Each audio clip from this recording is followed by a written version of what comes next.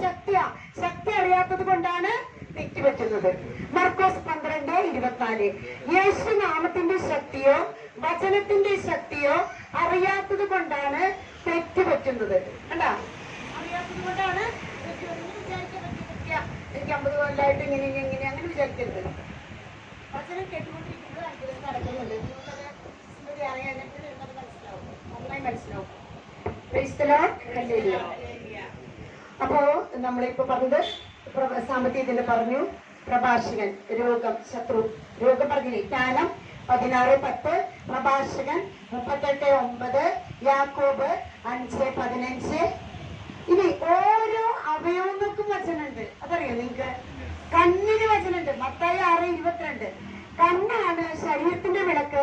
കണ്ണ് കുറ്റമറ്റതെങ്കിൽ ശരീരം മുഴുവൻ പ്രകാശിക്കും. കൈ കണ്ണെന്ന് വെച്ചിട്ട് കണ്ണിന്റെ വചനം ചൊല്ലുക നമ്മള്. അതുപോലെ ചെവിക്ക് വചനമുണ്ട്. ചെവിയുള്ളവൻ കേൾക്കട്ടെ. കേട്ടാ, ചെവിമേ കൈവച്ച് ചെവിയുള്ളവൻ കേൾക്കട്ടെ, ചെവിയുള്ളവൻ കേൾക്കട്ടെ.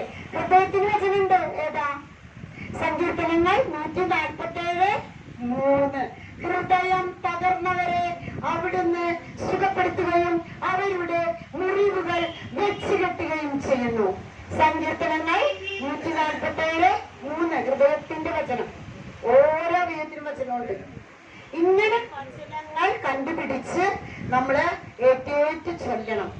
അതിന് വചനത്തിന്റെ ശക്തി കിട്ടാൻ സങ്കീർത്തനങ്ങളിൽ വെച്ച് ഏറ്റവും വലിയ സങ്കീർത്തനമാണ് 119. സങ്കീർത്തനങ്ങൾ 119 ഏറ്റവും വലുത്.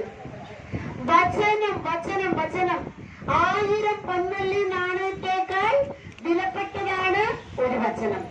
വലിയ കൊള്ളമുത ലഭിച്ചവനെ പോലെ ഒരു വചനം കണ്ടെത്തിയപ്പോൾ ഞാൻ അതിൽ ആനന്ദിച്ചു. ഒരു വചനം കണ്ടെത്തിയപ്പോൾ